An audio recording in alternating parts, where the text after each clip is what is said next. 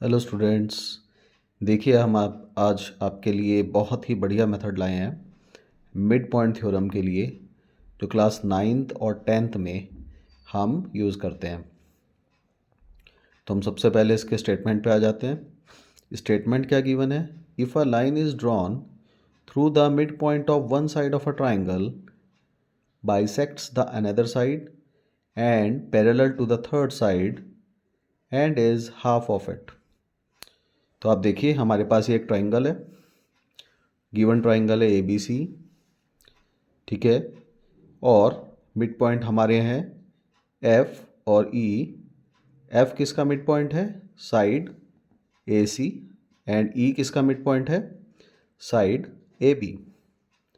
Okay, this is our line EF and we have to prove EF parallel to BC, first thing. And second is we have to prove EF is also half of BC. Okay, so we are given only E and F are midpoints of sides AC and AB respectively. Okay, we have assumed two angles, angle 1 and angle 2। हमने AFE को क्या नाम दिया है? Angle 1। हमने CFD को क्या नाम दिया है? एंगल 2।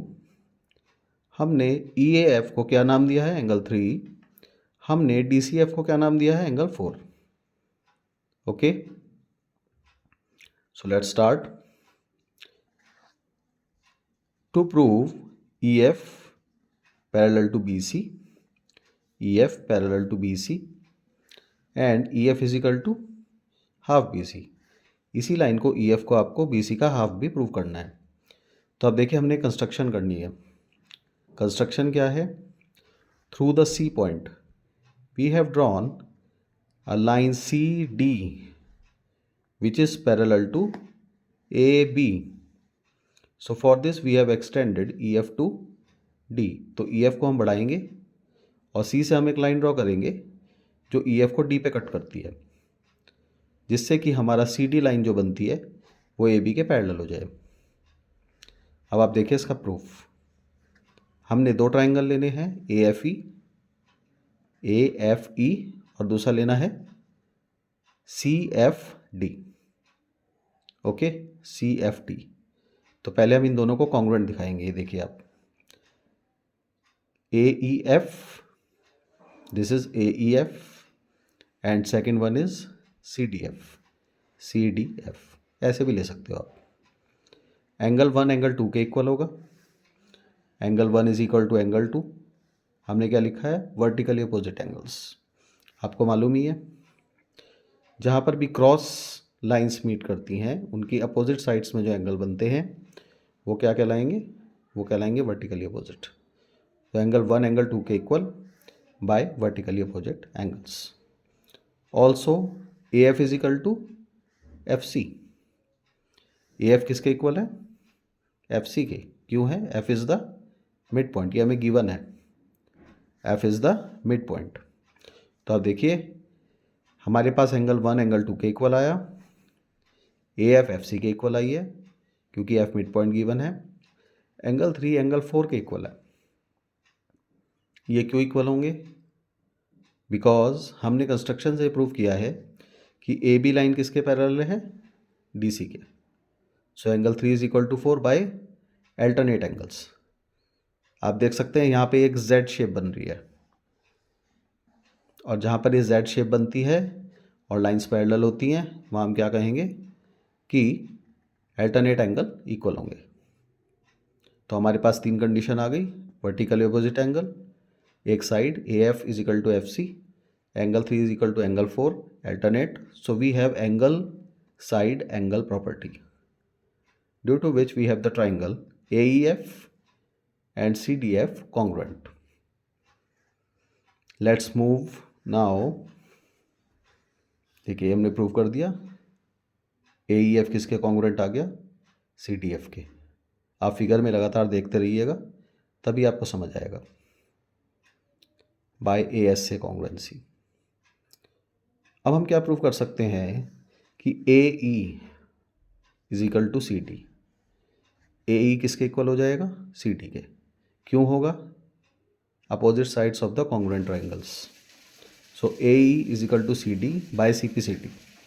तो देखिए हमने लिखा है A E is equal to C D by C P C D.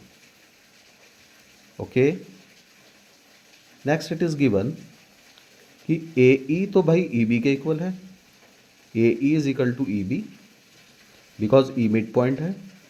ये भी हमने लिखा है कि ए ई पहले सी डी के इक्वल थी, ए ई पहले सी डी के इक्वल थी सी पी सी टी से, लेकिन ए ई बी के भी इक्वल है, ये भी हमने लिखा है।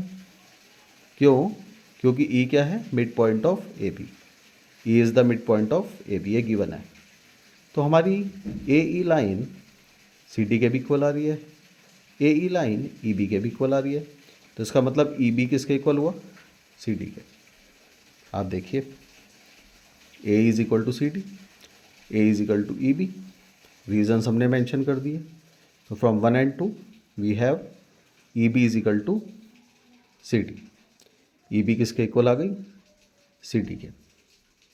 बोलिए अपोजिट साइड्स। ओके, और हमने ये भी पढ़ा है कि ए बी किसके पैरेलल है, सी डी के। तो जाहिर सी बात है ई बी भी इसी का पार्ट है, तो ई बी भी किसके पैरेलल होगी, सी डी के।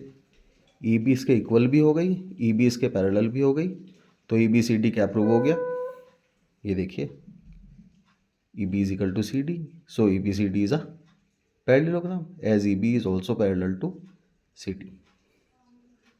ई बी हमारी सी डी के पैरेलल भी है क्योंकि ए बी हमारी पैरेलल है सी डी के। Okay, now we can write D E parallel to B C.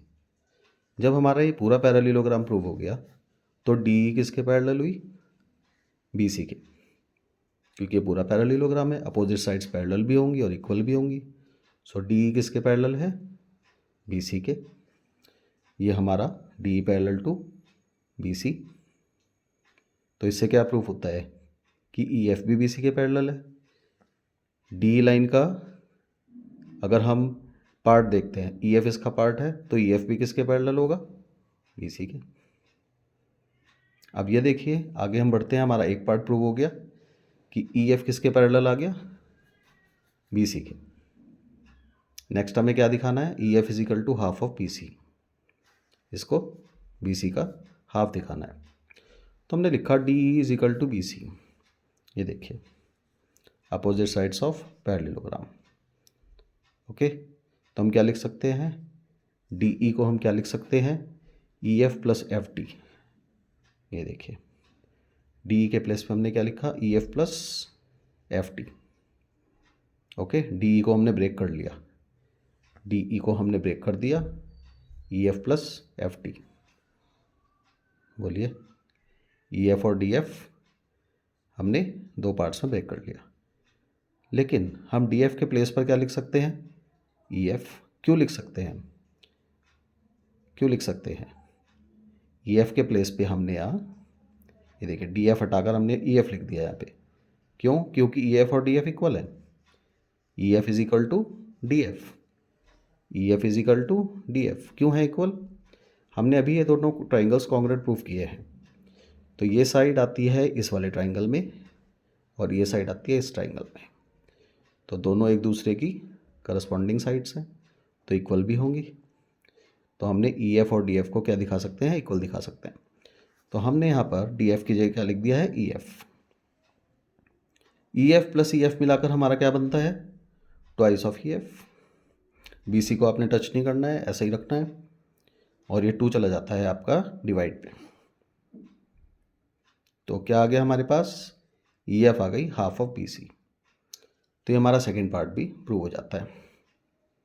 तो ओवरऑल मिड पॉइंट थ्योरम इतनी हार्ड नहीं है, और जिस हिसाब से आपको समझाया है एक छोटे से पेज पर, स्टेटमेंट भी, फिगर भी, given, to prove, construction, proof सब आ गया इसका। इसको प्रिपेयर करो और इसके बहुत ज़्यादा चांसेस होते हैं एग्ज़ाम में आने के। कम से कम 3 मार्क्स की आराम से आपको एग्ज़ाम में मिल जाएगी।